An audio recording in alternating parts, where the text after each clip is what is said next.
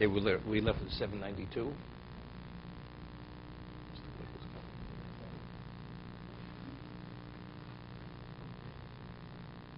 Thank you. Page 792.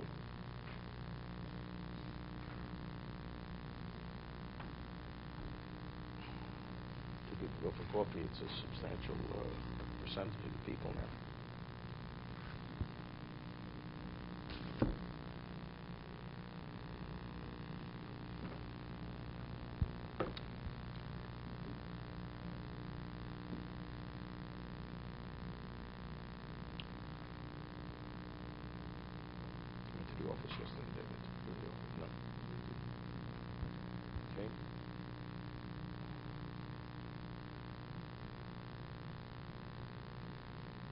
David's busy with his son, with his kids. David, Segel.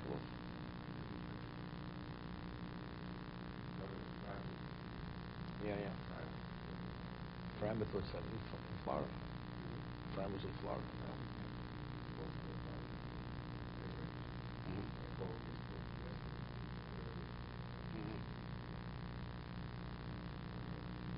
Yeah, a lot of people are sick. A few people have the flu. Rabbi Rivna has the flu.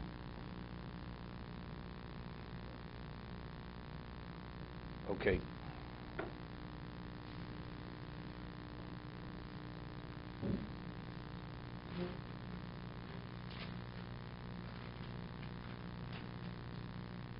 Okay.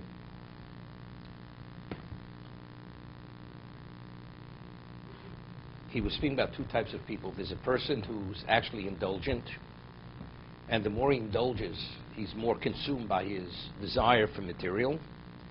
And there's another person who, although he doesn't indulge, but he's totally consumed with the desire to indulge.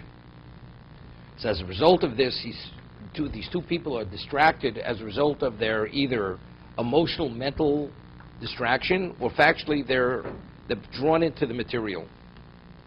Ushneim binyanu tovim.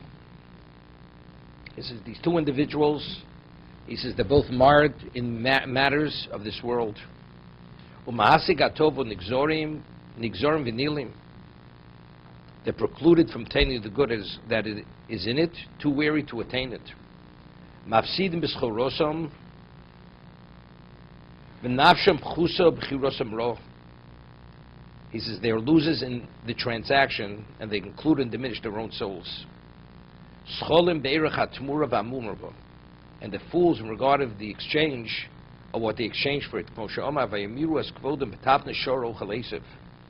They exchanged their glory for the image of the bull that eats grass. It means Klal Yisrael at Sinai, the Chet Egel, because they desired idolatry, therefore they exchanged it for HaKadosh Baruch Hu. Ve'enum sorim kruya hergel hagove v'rove aschoris mafsidos litros libom betoldos rohovov. We're going to go with the translation. Demands of growing addiction. The enum sorim, literally, he's not translating literally. They do not remove themselves. Those who are drawn to what they're used to, which they're overwhelmed. V'rove haschoros hamafsidos. He says a debilitating materialism preoccupy their minds incessantly. Literis libam, that's what it means. Betoldos rohovov. They're distracted continuously because of the desires. Uliyashiv libam, gilgulov. Entrenching this world's strivings in their hearts. Cholasher hiskarvu rochoku. The closer they get, the further they are. Cholasher rochoku meod meora emes. Asher nifrug menu, and their distance themselves from the light of truth, which they separate themselves from. Ischabru el hayetzer sheyodo, and they attach themselves to their instinct. Asher yodo, he says, they're intimate.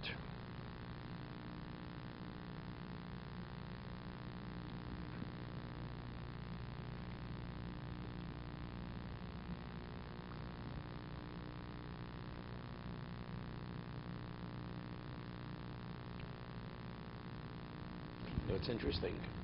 The Rambam, it's based on the Mishnah Pirkei Avos, Nicholas Talmud Torah, writes that regardless of a person's financial situation or physical situation, he has an obligation to study Torah.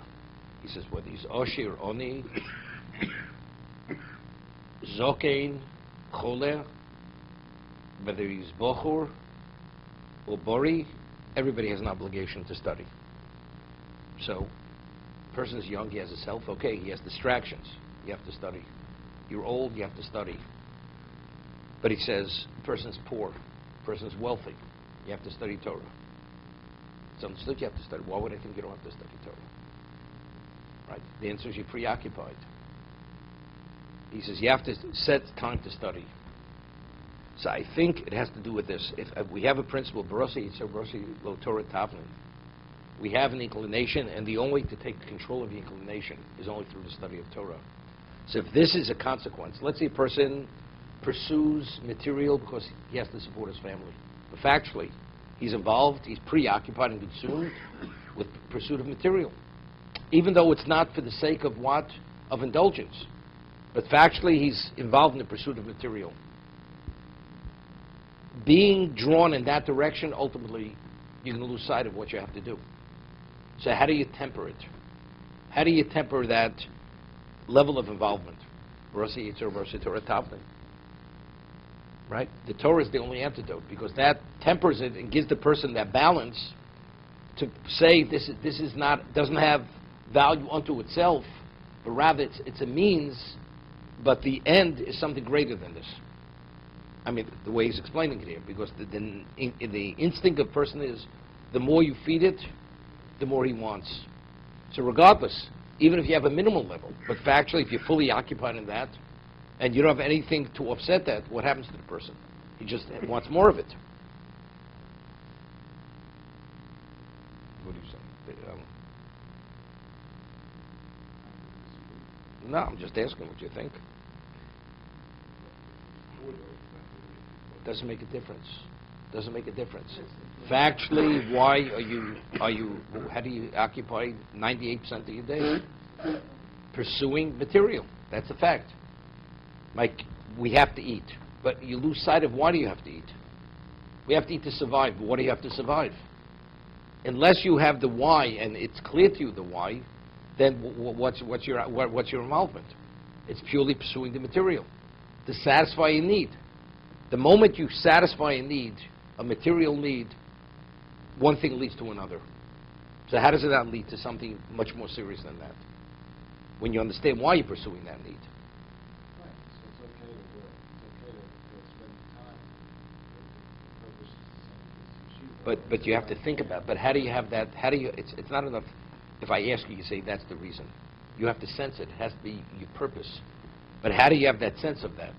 We know desire is not something you know. It's something you feel, you want.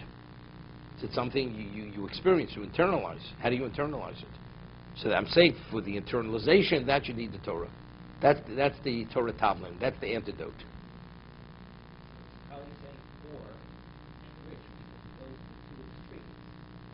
So the person's wealthy. No, it's justified. Either way, you have to be responsible. God gives you wealth, you have to be responsible to the wealth. Nevertheless, you have to take out time to study. You're poor, and your time is occupied. Doesn't make a difference. Because if you don't, then you're lost. Either way, you're lost. You know, it's like we speak about baltashkas. A person has food left over. What do you do with it? And you can't eat it. Do you eat beyond your capacity? You throw it away. Is it baltashka? That's not being wasteful. You're given wealth. You have a responsibility to maintain the wealth. What about it? It's at the cost of destroying yourself. You have no obligation. Right? I mean, what is it? You're acting it's not acting responsibly. So therefore, regardless of how much wealth you're given, you have to take out time to study Torah, because without that, then you're lost. It will destroy you. You'll be consumed by it. And the same thing, poor. Do I have a choice? You do have a choice. You have to still take out some time. Because without that time, you're lost. To be continued.